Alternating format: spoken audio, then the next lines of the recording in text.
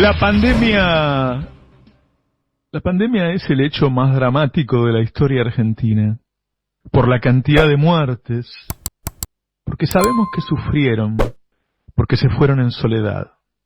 Pronto llegaremos a los 100.000 muertos, un drama impensado que deja a millones de personas, hijos, familiares, amigos, compañeros de trabajo, vecinos, en un triste duelo, y a toda la sociedad, golpeada, lastimada.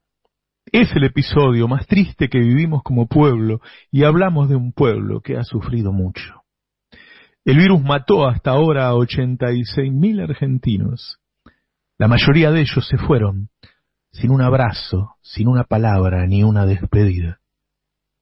La pandemia es lo que configura la vida política hoy y seguramente lo que definirá las elecciones. Hace poco más de un mes, Bullrich comentó en una reunión, y yo lo conté aquí, tenemos que llegar lo antes posible a 100.000 muertos y denunciarlos por genocidio. Eso dijo Patricia Bullrich en una reunión. Hoy todo el espinel de Juntos por el Cambio culpa al gobierno nacional por el número de muertos. Ese será el eje de su campaña. El gobierno hizo todo lo que tenía que hacer. Nos garantizó camas suficientes, construyó hospitales, compró respiradores y finalmente está entre los 20 países que más rápido vacunó. Si el número de muertos comparado con otros países es alto o bajo, depende de la seriedad de cómo se registra en distintos países. En Argentina comenzó Kicillof y luego siguió el resto de los gobernadores. Se implementó un registro riguroso que no existe en países como Bolivia, Ecuador, Brasil, que se sabe, subregistran. De todas maneras, 86.000 muertos es un número muy alto. ¿Por qué, si el Estado cumplió su misión, se perdieron tantas vidas? Importantes epidemiólogos afirman que es porque la circulación en Argentina siempre fue muy alta. Solo se cumplieron las reglas los primeros 2 meses. Luego la gente salió.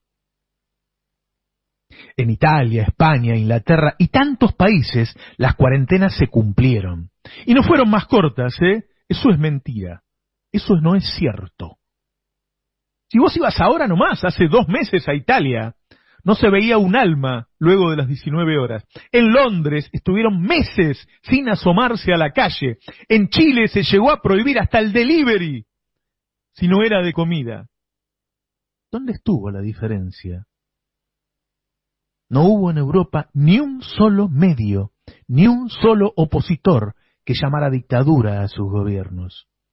No hubo en Europa un solo medio ni opositor que llamara al pueblo a rebelarse contra los cuidados. Lo que hubo en Argentina es un enorme trabajo de la oposición y de los medios de comunicación para que la gente saliera a la calle a contagiarse, desafiando los consejos del gobierno y los epidemiólogos. La oposición organizó 7 marchas, 7, solo durante 2020.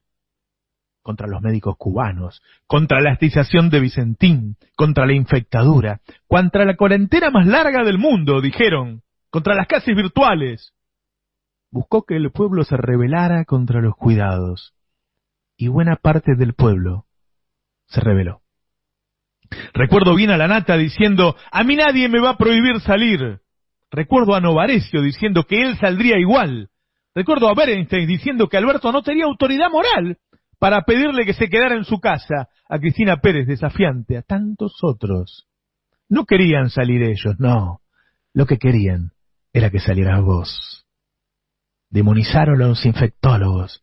Dijeron que no iban a poder caminar por la calle.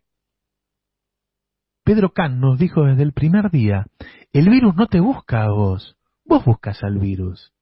Eso querían ellos, y por eso Kant era su enemigo.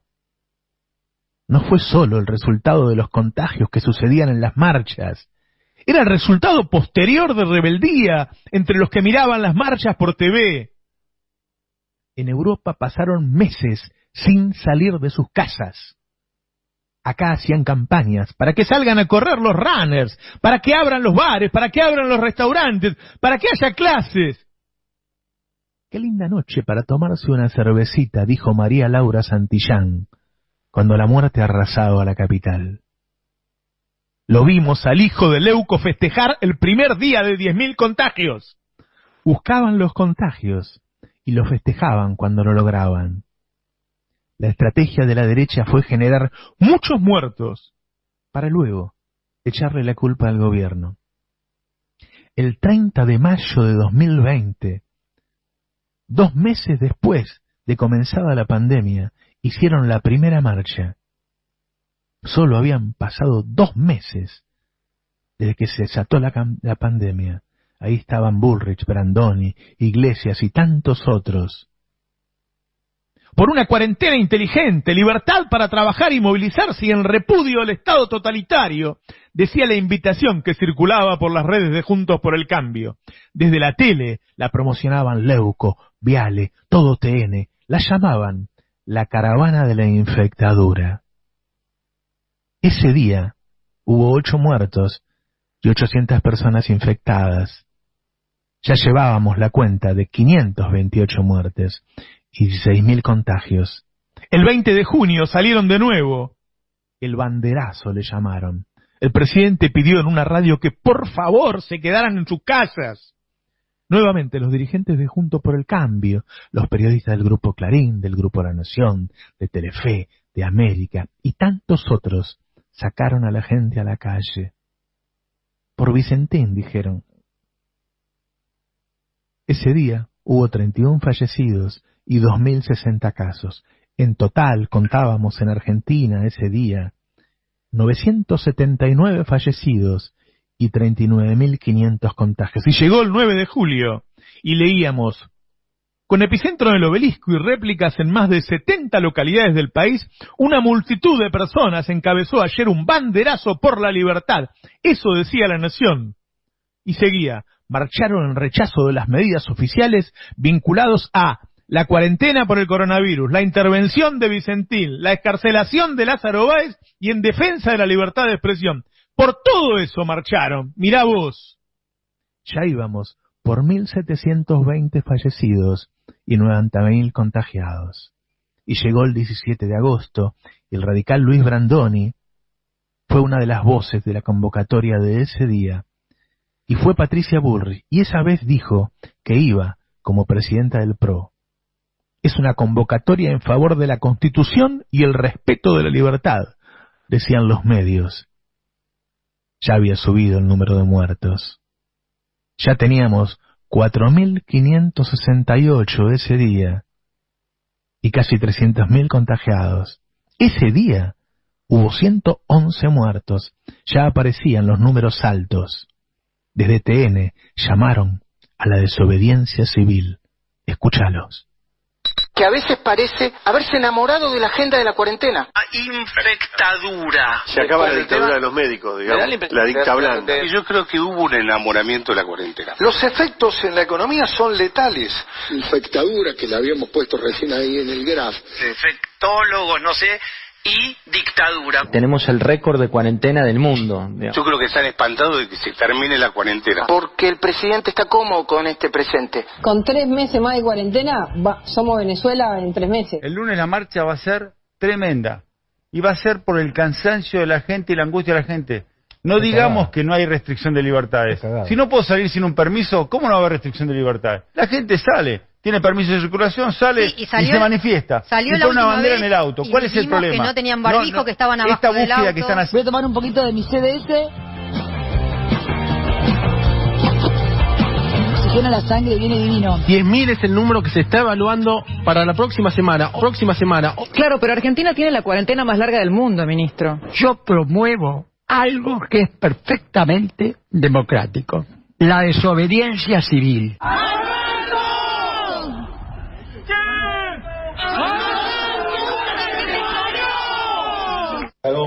Júntense, boludo, se está juntando todo el mundo, es un asado. A ver, poner los huevos arriba de la mesa, mariquín. Eso hicieron. lograron que la gente se rebelara, que el pueblo dijera, y bueno, salgamos. Día y noche el coro de los medios invitaba a rebelarse, a salir. Alberto no tiene autoridad moral para pedirle a la gente que se quede en la casa, dijo ese día Nelson Castro. La derecha buscó el contagio todo el tiempo.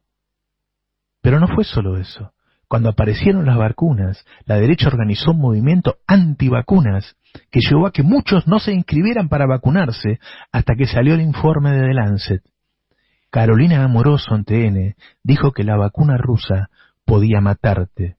Nelson Castro estaba a su lado y dijo, es cierto.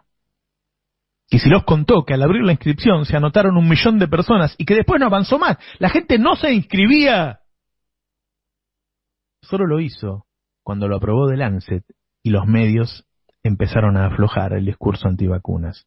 Muchos, incluso algunos médicos, murieron por vacunarse tarde. Escuchemos el audio antivacunas. El gobierno argentino se quedó sin la vacuna Pfizer. Como que te van a dar la vacuna esta porque es la vacuna nacional y popular. La incapacidad argentina para conseguir la vacuna. Yo dije que ella se reunía con la inteligencia rusa. Aquí está, la inteligencia rusa está directamente ligada a Cristina, no se pongan la vacuna rusa. ¿Es lo mismo que publican las otras vacunas o las otras vacunas publican documentación con pruebas más voluminosas? Moderna versus la institución que produce la Sputnik 5. Una vacuna que ahora parece que no sirve. En este debate, polarización que se da en relación a la evaluación de la vacuna rusa, casi como una mirada geopolítica muy fuera del campo científico. Carla Bisotti, que está hace ya como 2 semanas allá en Moscú, ¿eh? A Carla Bisotti la mandó Cristina, ¿no? Vacuna rusa. Se filtró una información, un documento que advierte sobre efectos adversos. Primero es una vacuna que no se sabe muy bien cómo completó la fase 1 y la fase 2. ¿Qué quiere decir que no se sabe? Que no hay una información clara. La señora Elisa Carrió, que está denunciando, está acusando de envenenamiento. ¿Envenenamiento? Sí, a Ginés González García y a gran parte del gabinete, penal. Sobre todo el presidente Alberto Fernández. Es muy difícil mensurar cuántos muertos generó la implacable campaña de los medios para que el pueblo se rebelara contra los cuidados, para que Argentina haya sido uno de los países con mayor circulación.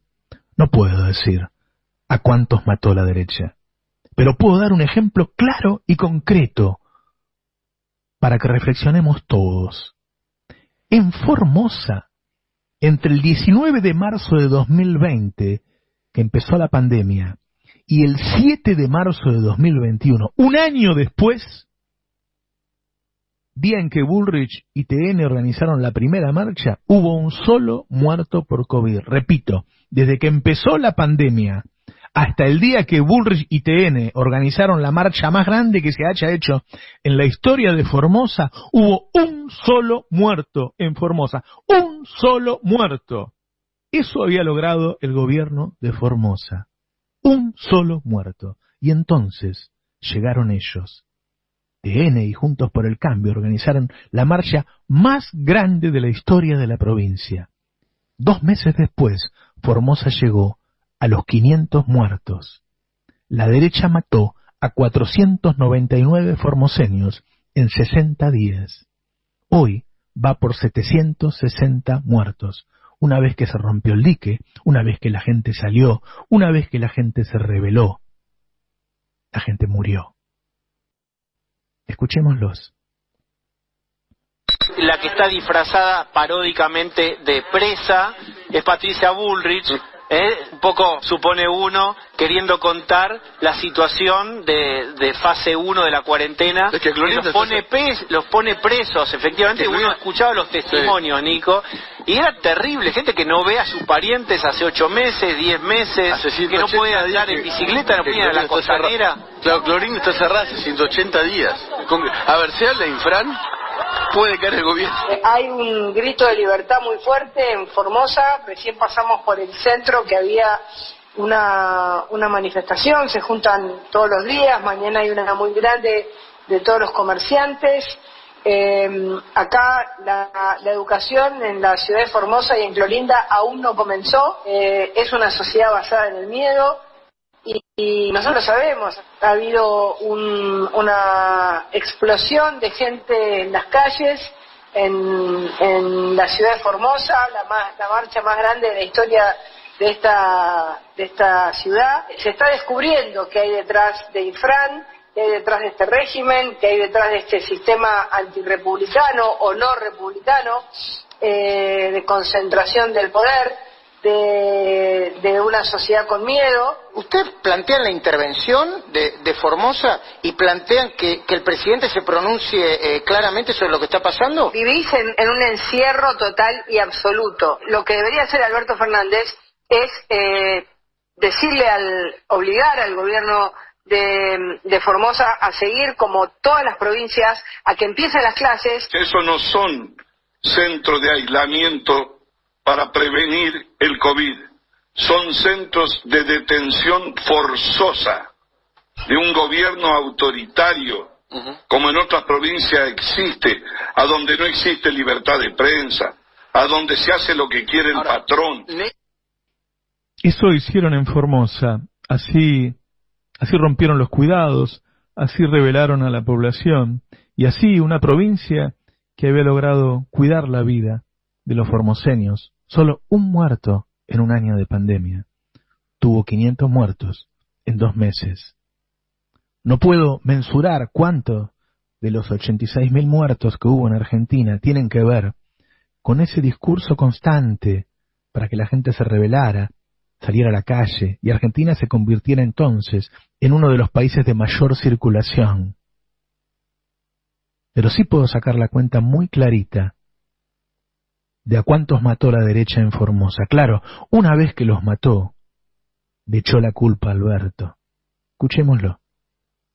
Así incluso nos ha sorprendido de gran forma los 5.630 casos reportados en Formosa, una provincia que a partir de medidas de restricción muy duras ha conseguido aplanar sus números y nos sorprende claramente las cifras de las últimas horas. Nosotros veníamos como le decía, con una cantidad de casos, un promedio de casos de 100 a 200 casos por semana provinciales, y actualmente, esta semana que pasó, la semana anterior, tuvimos 4.686 casos totales en la provincia, nuevos positivos. El caso Formosa es particularmente escandaloso, Eduardo, porque hoy notificó 5.016 casos.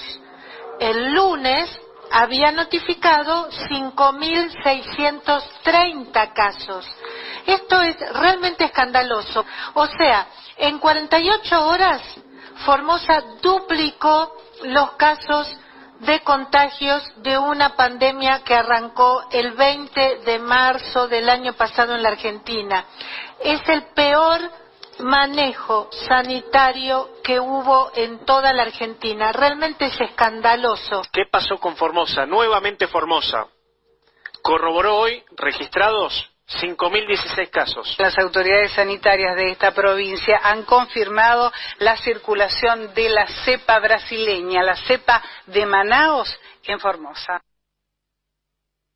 Formosa, que había sido la provincia que mejor había llevado las cosas.